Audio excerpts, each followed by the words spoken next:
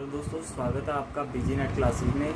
मैं अजय बंसल और हमने बिजनेस इन्वायरमेंट की यूनिट स्टार्ट की थी, जिसमें आज आपका टॉपिक रहने वाला है कंज्यूमर प्रोटेक्शन एक्ट 2019। तो आज का टॉपिक कंज्यूमर प्रोटेक्शन एक्ट 2019 को पढ़ने से पहले इसकी हिस्ट्री पढ़ेंगे कि कब बना, कैसे बना और इससे पहले कौन सी संस्था कार्य करती थी। देखिए, सबसे पहले आया आपके पास 1969 के अंदर MRTP, monopolies and restrictive trade practice. इसके अंदर 3 ब्रांचेज होती थी, MTP, RTP और UTP। MTP का मतलब मोनोपोली ट्रेड प्रैक्टिस, RTP का मतलब restrictive trade practice and UTP का मतलब अनफेयर ट्रेड प्रैक्टिस। MTP और RTP दोनों मर्ज हो गए 2002 के अंदर और एक नया एक्ट बन गया, कंपटीशन एक्ट 2002। तो ये दोनों कब खत्म हो गए? 2002 के अंदर। और कौन से एक्ट के अंदर? Competition act. अगर आपसे पूछे MRTP किससे रिप्लेस हुआ तो वो क्या होगा? कंपटीशन एक्ट 2002 से।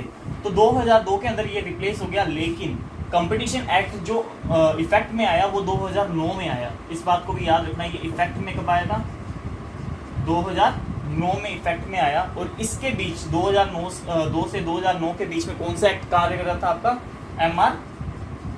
MRTP। इसी के सभी रूल्स एंड पॉलिसी जो है वो लागू थी। 2009 से इसको अच्छे से रिप्लेस कर दिया और आपका कंपटीशन एक्ट लागू हो गया। लेकिन अगर पूछा जाए कि कंपटीशन एक्ट आया कब था, वो 2002 में आया था। इफेक्ट कब हुआ या फिर वो लागू कब से हुआ? 2009 से लागू हो गया। और उससे पहले कौन सा था? MRTP। MRTP की एक ब्रांच थी UTP, जिसमें अनफेयर ट्रेड प्रैक्टिस से रिलेटेड सभी रूल थे। वो 1986 में उसको रिप्लेस कर दिया। कौन से एक्ट में? Consumer protection act 1986। इसको रिप्लेस कर दिया कंज्यूमर प्रोटेक्शन एक्ट 1986। और अब उसी एक्ट को वापस से रिप्लेस कर दिया 2019 से। देखिए, 1986 में जो कंज्यूमर प्रोटेक्शन एक्ट बना था, इसको टाइम टू टाइम अमेंड करते गए। लास्ट अमेंडमेंट इसकी 2002 में भी हुई, ठीक है। लेकिन अब 2019 के अंदर इसको पूरा रिप्लेस ही कर दिया वापिस से और बना दिया कंज्यूमर प्रोटेक्शन एक्ट 2019। आज इसी के बारे में हम स्टडी करेंगे। तो कंज्यूमर प्रोटेक्शन एक्ट से पहले कौन सा चलता था? MRTP की एक ब्रांच UTP, जिसे कहते हैं अनफेयर ट्रेड प्रैक्टिस, वो चलती थी। और उसको 1986 में चेंज कर दिया था या रिप्लेस कर दिया था किसमें? कंज्यूमर प्रोटेक्शन एक्ट 1986 में। और आज हम उसका नया जो रिप्लेसमेंट हुआ है 2019 के अंदर, उसको स्टडी करेंगे। क्लियर? अब हम स्टडी करते हैं कंज्यूमर प्रोटेक्शन एक्ट 2019 के बारे में। देखिए, कंज्यूमर प्रोटेक्शन एक्ट हमें क्या बताता है? वो सभी राइट्स जो कंज्यूमर के हैं उनको प्रोटेक्ट करने के बारे में बताता है। कंज्यूमर प्रोटेक्शन एक्ट 2019 इसको इंट्रोड्यूस करने वाले थे मिस्टर रामविलास पासवान, जो है minister of consumer affairs. Clear? तो ये क्वेश्चन बन सकता है आपके पास कि अभी 2019 के जो आपका कंज्यूमर प्रोटेक्शन एक्ट आया है, उसको इंट्रोड्यूस किसने किया था? उसको किया था मिस्टर रामविलास पासवान ने। और वो कौन है? Minister of consumer affairs. Clear? इसकी रिड्रेसल एजेंसीज कौन कौन सी है? इस एक्ट में कितनी रिड्रेसल एजेंसीज हैं, वो भी बहुत बार क्वेश्चन पूछा गया। टोटल 3 रिड्रेसल एजेंसीज हैं, जिसका नाम है पहला डिस्ट्रिक्ट फॉर्म, स्टेट फॉर्म और नेशनल फॉर्म, जिसको बोल सकते हो आप डिस्ट्रिक्ट कोर्ट, स्टेट कोर्ट या फिर नेशनल कोर्ट। इसमें देखिए वैल्यू, पहला क्वेश्चन बनता है कि वैल्यू कितनी है। 2019 जो नया एक्ट आया है उसके अकॉर्डिंग डिस्ट्रिक्ट फॉर्म में जो भी केस आएगा वो केस की वैल्यू क्या रहेगी? Up to 1 crore.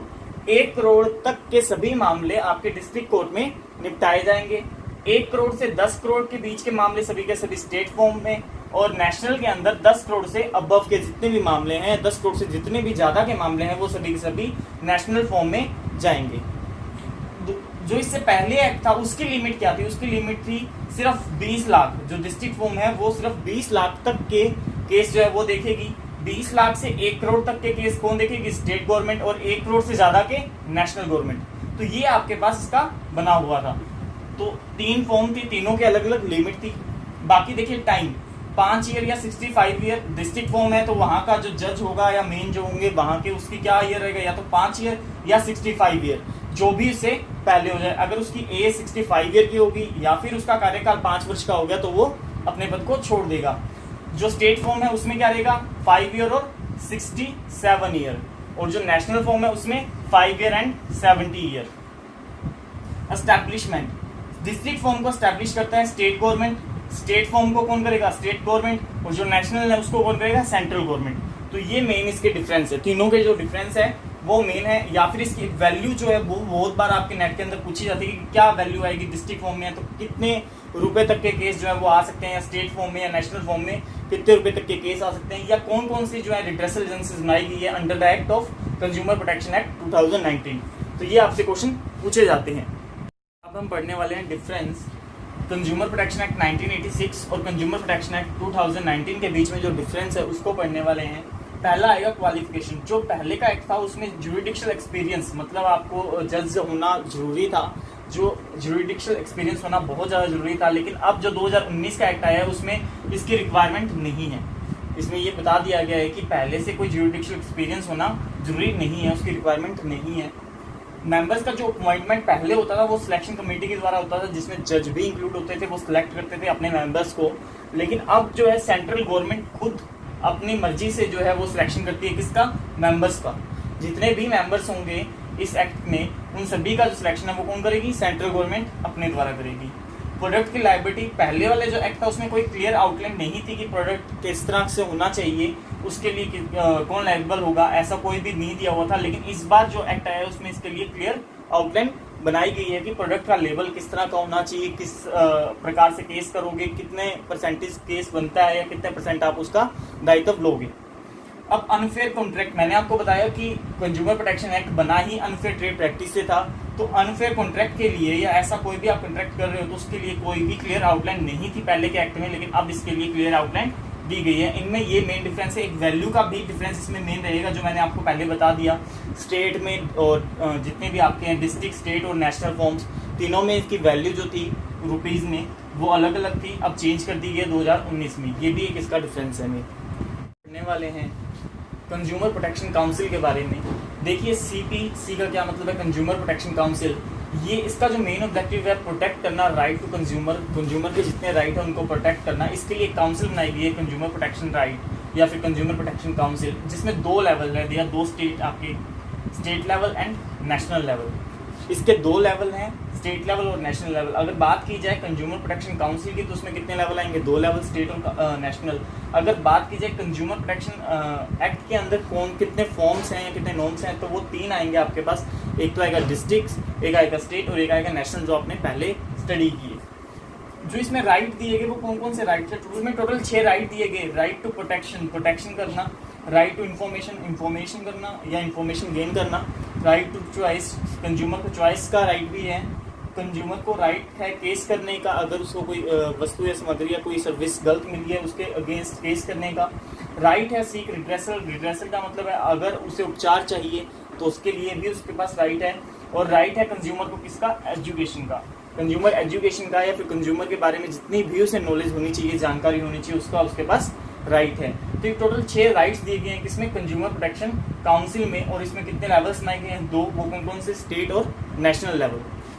अब मेन आपके जो हेडिंग्स आती है 2019 के अंदर, 2 नई चीज़ें बनाई गई। एक तो है मिसलीडिंग एडवर्टाइजमेंट। मिसलीडिंग एडवर्टाइजमेंट का क्या मतलब है? मान लीजिए कि कोई ऐसी ऐड है जिसमें परफ्यूम के बारे में बताया गया कि परफ्यूम या डीओ लगाया तो सभी अट्रैक्ट हो गए, या फिर कोई मेडिसिन की दे दी या किसी एनर्जी ड्रिंक की दे दी जिसको पीने के बाद आप कुछ भी कर दो। तो अगर आप ऐसा कोई ऐड देख के कोई चीज़ या कोई वस्तु या सर्विस लेते हो और उससे आपको कोई बेनिफिट नहीं मिलता तो इसके अगेंस्ट भी आप केस कर सकते हो। वो 2 नया एक्ट जो आया 2019 उसमें दिया गया। इसमें जो केस करोगे आप मैन्युफैक्चरर और एंडोर्सी दोनों के ऊपर जाएगा। और उसको क्या पनिशमेंट दी जाएगी? या तो दिया जाएगा 10 लाख रुपए तक का, या फिर इसके साथ साथ इम्प्रिजमेंट दिया जाएगा, या जेल की सजा दी जाएगी 2 ईयर की, 2 सालों की इम्प्रिजमेंट की सजा दी जाएगी। अगर वो यही गलती वापस से करते हैं, दोबारा उसी गलती को दोहराते हैं, तो ये जो सजा है वो बढ़ा दी जाएगी। सजा हो जाएगी 50 लाख एंड 5 साल की। क्लियर? तो वैल्यू और जो ईयर है वो दोनों ही इंक्रीज हो जाएंगे। पहले 10 लाख और 2 साल, फिर अगर वो वापस से उसको दोहराते हैं तो क्या हो जाएगा? 50 लाख और 5 साल की। ये नया आया था मिसलीडिंग एडवर्टाइजमेंट का। अल्टरनेटिव डिस्प्यूट रिजोल्यूशन, इसमें क्या? इसमें ये था कि अगर कोई डिस्प्यूट होता है तो अगर आप उसको फॉर्म्स में जाते हो, जो मैंने आपको पहले बताया, डिस्ट्रिक्ट क्या है, स्टेट है या नेशनल है, जिसमें भी आप जाते हो, तो उससे पहले आप एक नया उसने रिजोल्यूशन बना दी, एक नई बॉडी बना दी अल्टरनेटिव डिस्प्यूट रिजोल्यूशन की। उसमें आप जाओ, अगर आपका अल्टरनेटिव सेटलमेंट हो जाए, दोनों पार्टीज के बीच में अगर सेटलमेंट हो जाए, तो आपको फिर किसी भी फॉर्म्स में कोर्ट में जाने की जरूरत नहीं पड़ेगी। आप बाहर की बाहर सेटलमेंट कर लोगे। उससे क्या होगा, एक तो सिंपल हो जाएगा और एक क्विकर आपको जो है क्विक जो है आपका रिजल्ट आपके पास होगा।